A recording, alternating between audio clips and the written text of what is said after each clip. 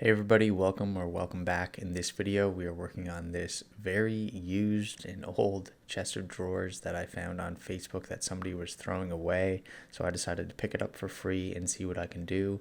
I think it is a good idea here to try to save this so it doesn't end up in a landfill. I think it has good bones, but there are definitely some issues throughout. The top had a million holes from, I think, thumbtacks. There were a few layers of old paint. The top drawer was chipped, and the bottom drawer didn't slide well at all. This video is sponsored by SnapFresh. I'm going to be using these tools throughout the video, and if you're interested in them, there will be links in the description below. The first thing I do is find the right bit so I can take off these old painted knobs.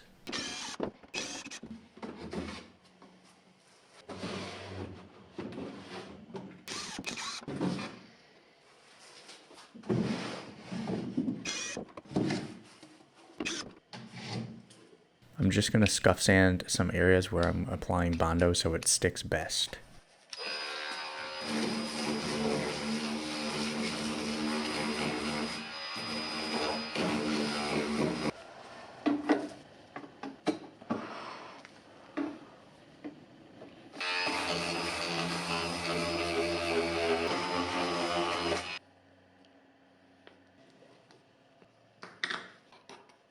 Bondo is easy to use. You just mix the main gray ingredient with the hardener. You put a strip of the hardener across the top and then you mix them together.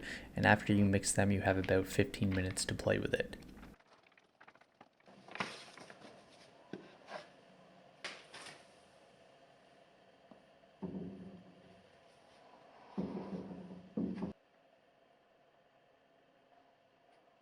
I was applying a thick amount, so gravity was just pulling it down, so I flipped it on its side just to make sure it stayed level. I applied it thick, so I know when I sand it down, it will be flat and smooth, so I don't have to do it again. This top drawer was cracked off completely, so I had to apply some Bondo just to fill in the area that was missing.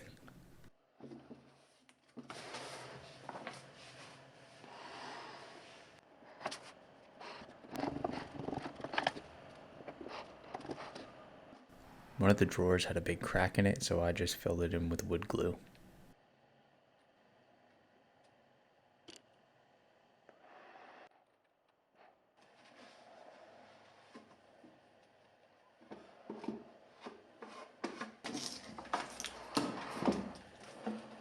Now it's time to use my carbide scraper to remove the paint on the top.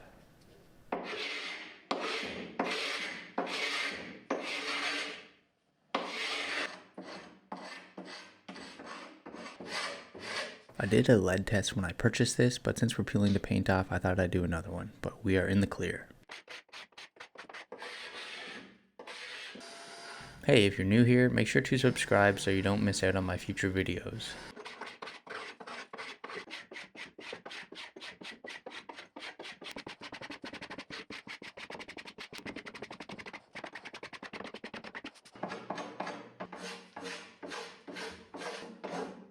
Originally, I was going to sand the base because we were going to be spraying the bottom with the SnapFresh paint sprayer, but the paint was just so flaky I decided to scrape it all off as best as I could.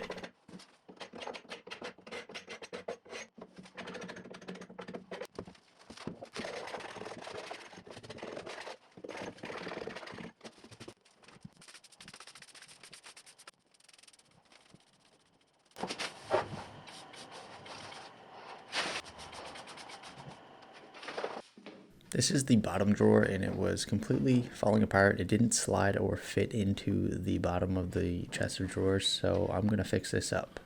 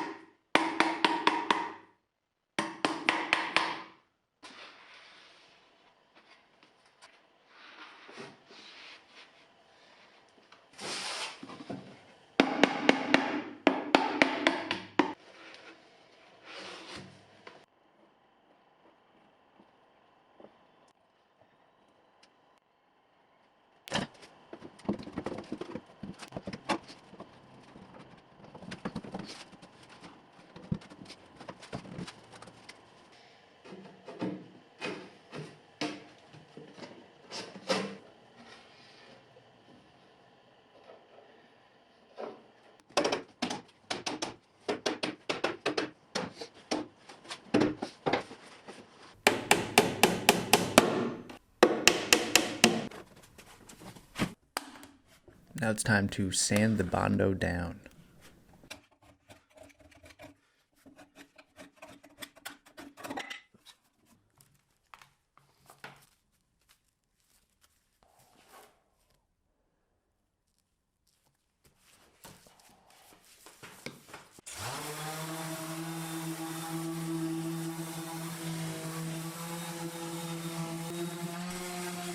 The dust collector piece on the back of my sander broke off, so I kept on sanding with my respirator and goggles on, but it was just too dusty that I decided to go out and buy a vacuum pretty quickly after just sanding a couple of these drawers.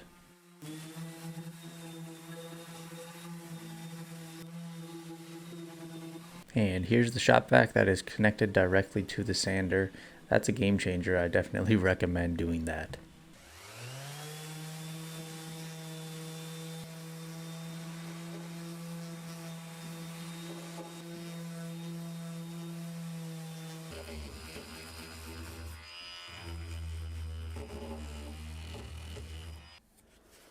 I went around with just some wood filler and filled in as many little holes that I could see.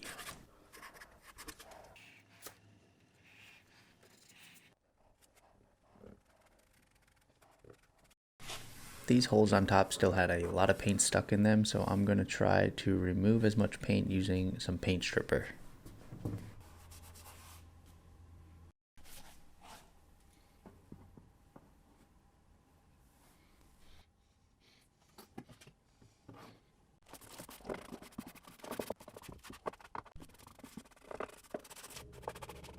A few hours later, I came back with a wire brush and started scrubbing to remove as much paint in the holes as possible.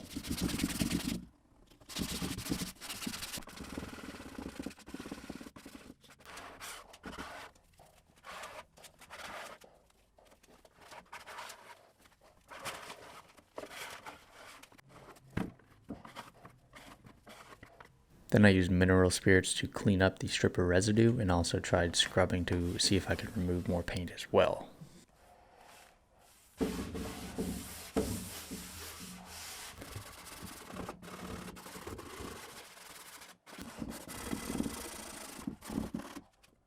These holes, the paint, and whatever other products were in there did not come out well at all, so I'm just going to try picking as much paint out of the wood as possible.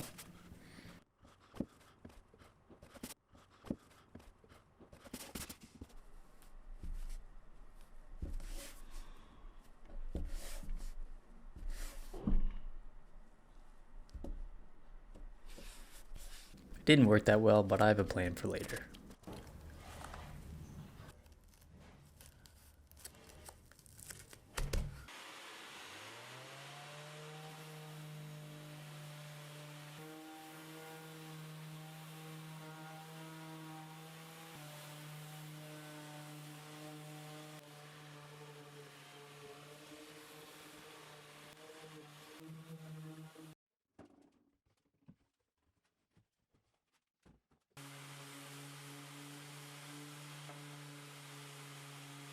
This piece required a nice bit of sanding to feel nice and smooth before we throw some primer on it.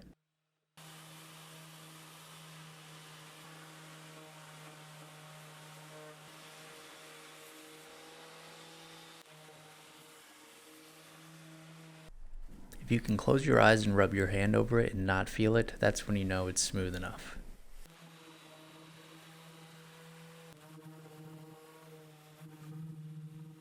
Some areas may need a higher grit sandpaper so you can't feel them, so I'm using 400 grit on some areas just to make sure it's super smooth.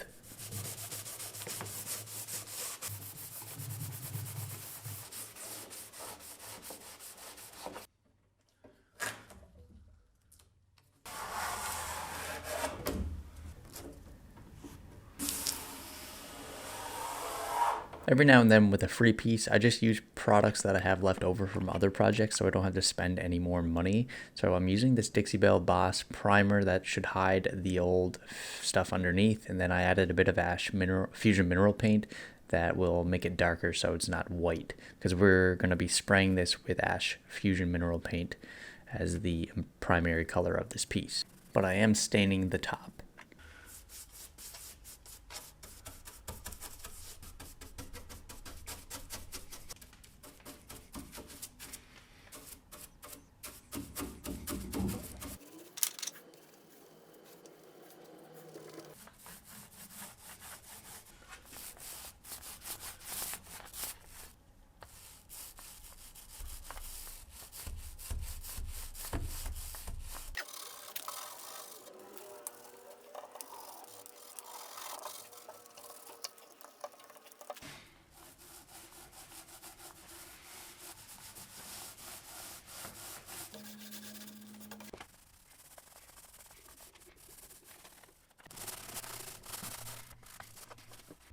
And finally, I finished with this first coat of primer.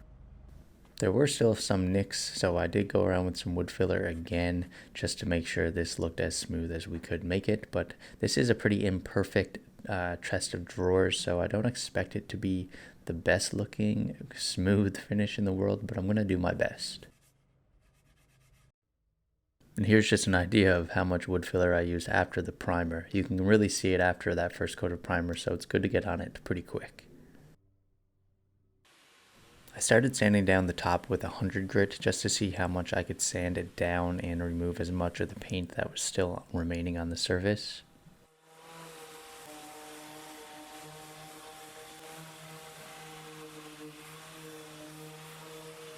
So I decided to fill in the holes with wood filler, and then I'll sand it down again just to cover in the holes and make it smooth. I'm filling in all the holes on this top and hoping that when I sand it down, the wood filler will stain nicely, but I guess that's something we'll have to deal with later.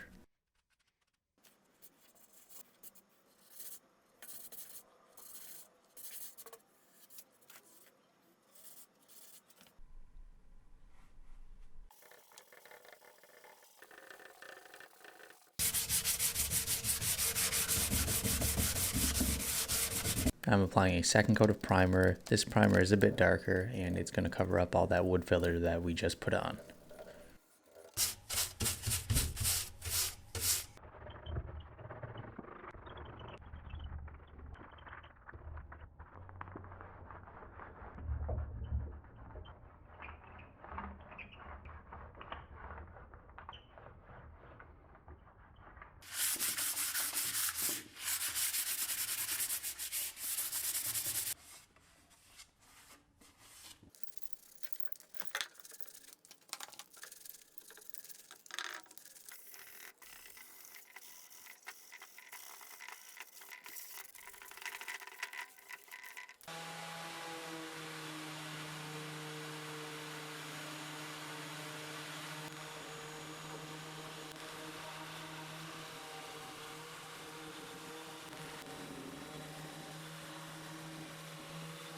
$240,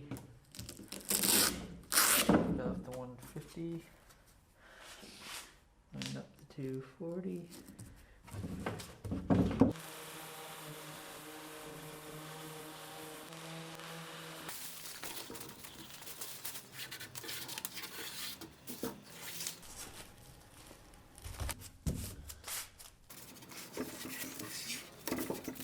So this is everything that comes with the sprayer. So you have the sprayer itself with the container, the batteries attached down bottom here. There's a few parts in here that I'll show you as well, and the charger for the battery.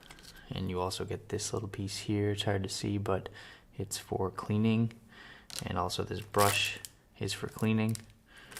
And this is the viscosity measuring cup, so it measures the product you're using to make sure it's not too thick. I'll show you how that works. And these are the different spray tips. There's one on there now, and there's two other ones here. And there's a little wrench here that you can use to remove them and put them on. So let me show you how all of this works. So let's just take a look at the sprayer itself and how it comes apart.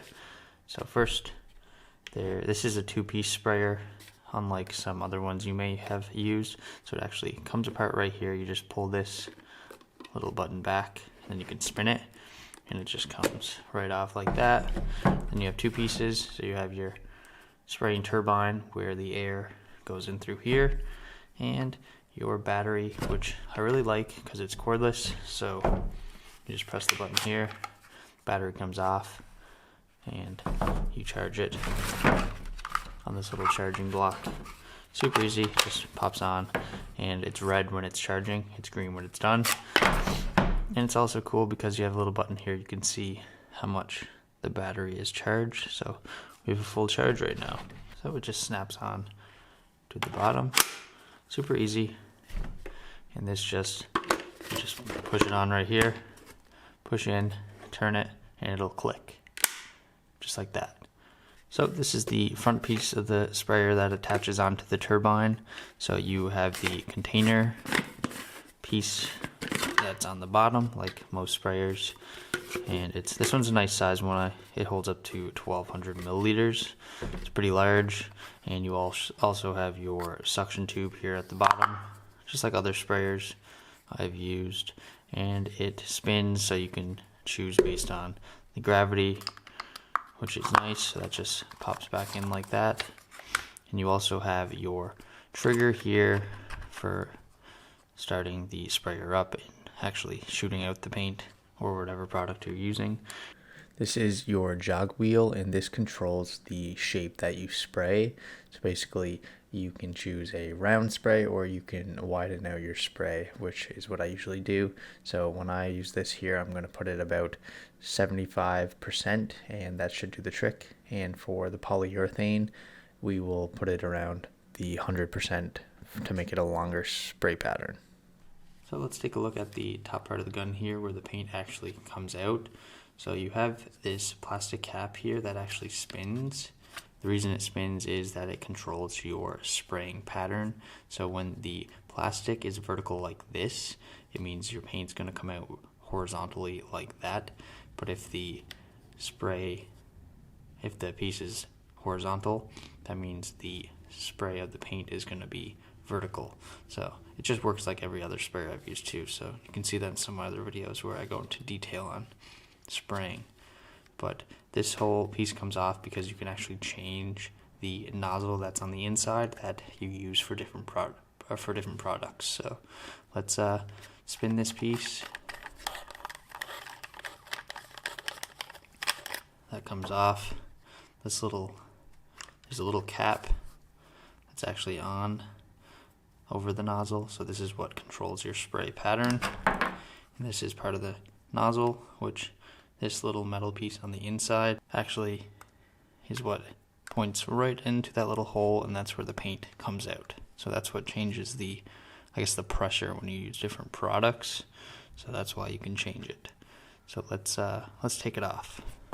And then you take the wrench that is provided and you just loosen up the copper nozzle here.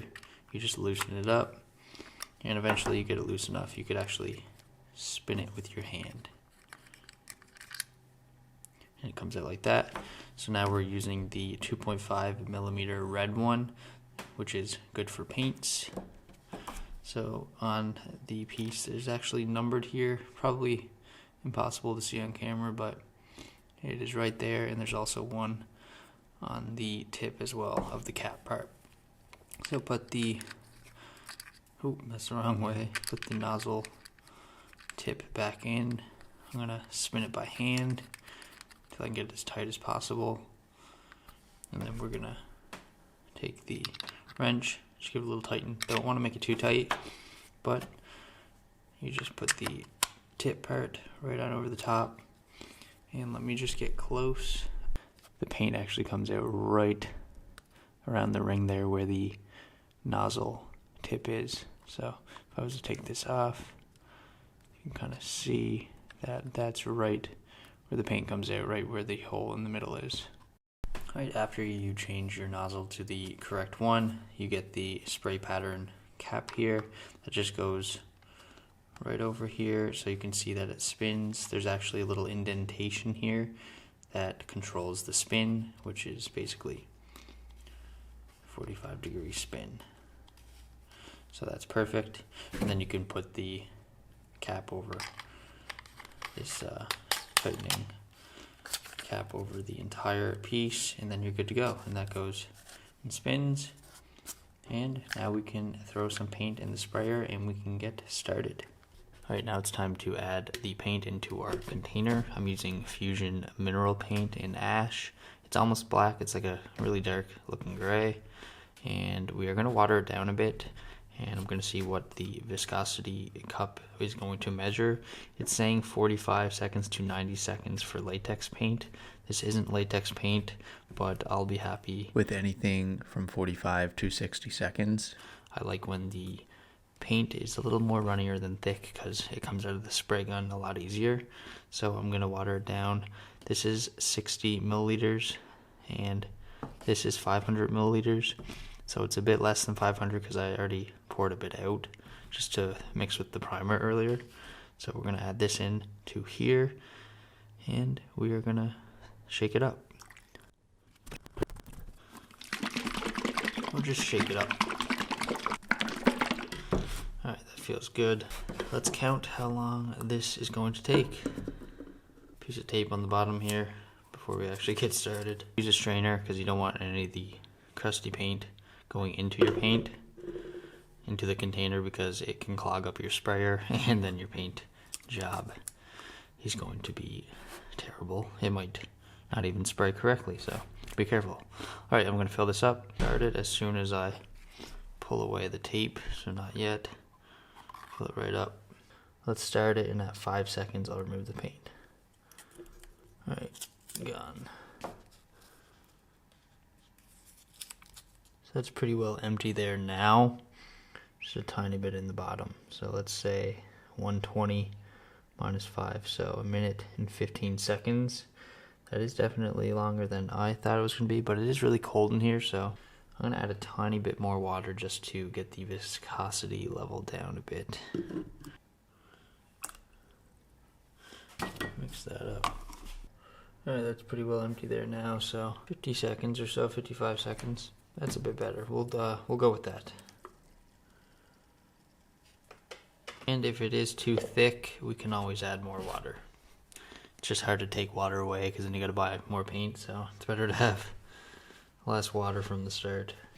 Now let's put the sprayer back together. The suction tube direction doesn't really matter when spraying paint because we are just keeping on a level surface. Alright, let's attach the power source to the spray nozzle container and trigger piece.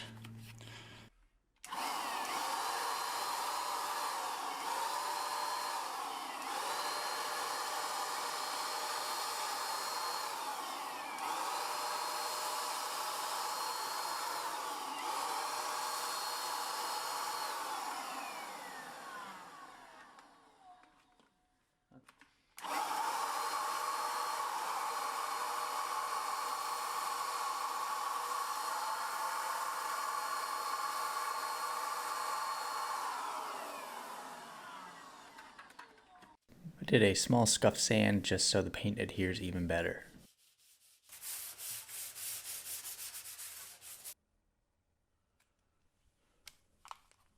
We're going to start spraying here first and then go up.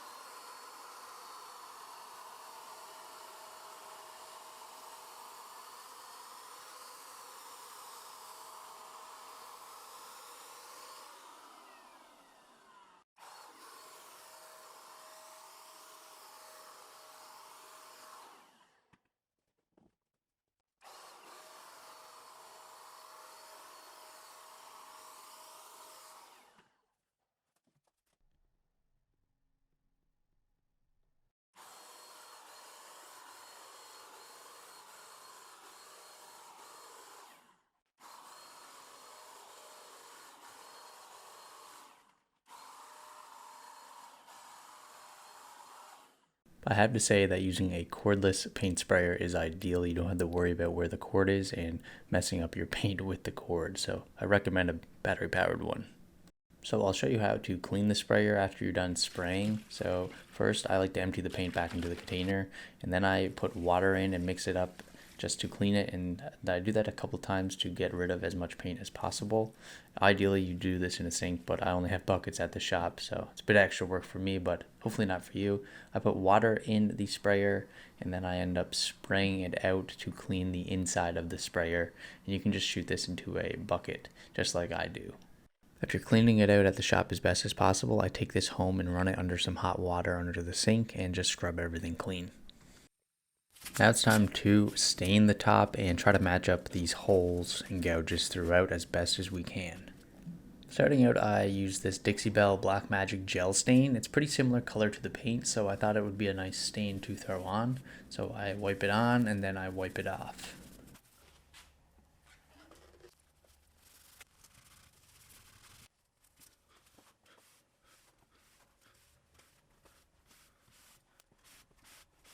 It ended up wiping off way lighter than I wanted to, and the filler did not take the stain well at all. So I'm going to paint them over to match it up with the color, and then we're going to do a paint wash over it. I also went around with the paintbrush just to kind of match in the wood grain as best as I could on the filler.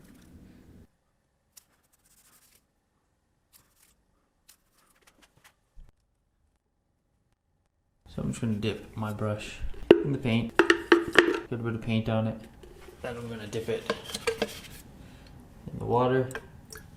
Now there's paint and there's some water on it, and I'm just going to brush it on, and then I'm going to wipe it off with some rags.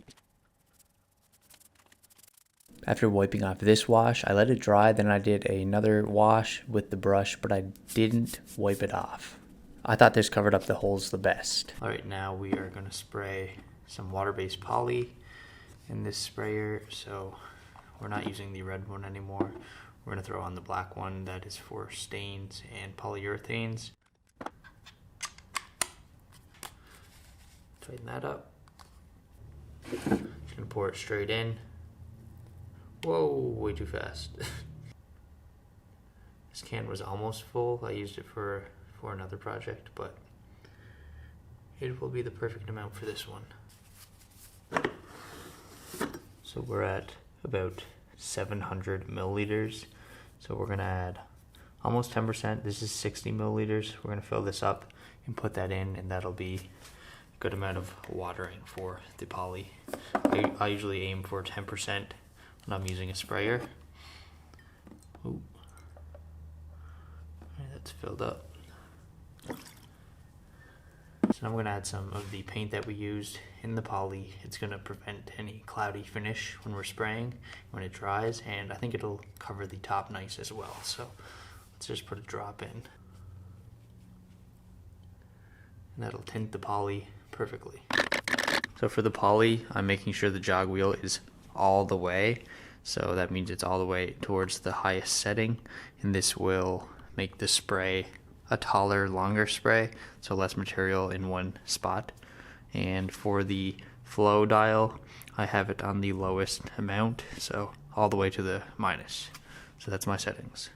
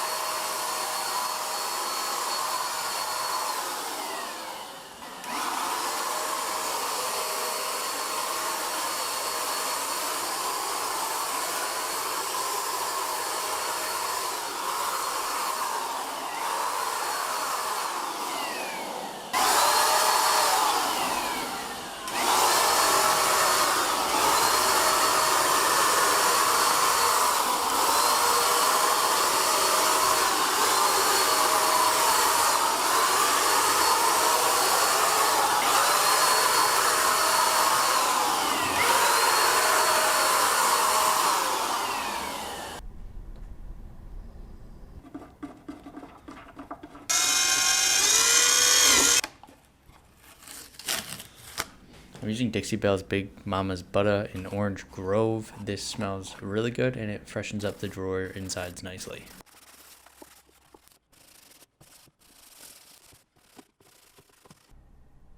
I'm also throwing on some paste finishing wax just on the bottom of the drawer so they slide even nicer. After all this work, let's take a look at this chest of drawers one more time before, just to see what the condition was really like.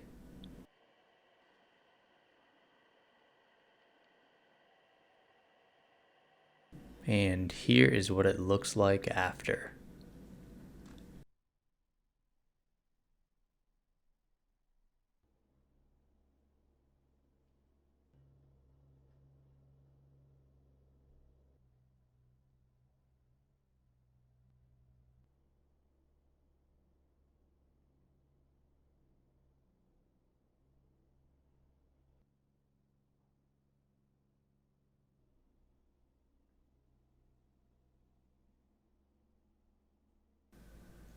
Overall, I'm happy with how this project turned out. I think the biggest challenge was all the holes on the top and filling them and then painting them and then the paint wash to help blend it all together. I think it turned out pretty good in the end. I think this style piece would have been nice in a bedroom like mine growing up, so hopefully somebody can find good use for it and we make a decent profit on this. If you have any questions, feel free to ask them below in the comments, and if you like the video, make sure to subscribe to the channel so you don't miss out on any future videos. Thanks so much for watching, and I'll see you in the next one.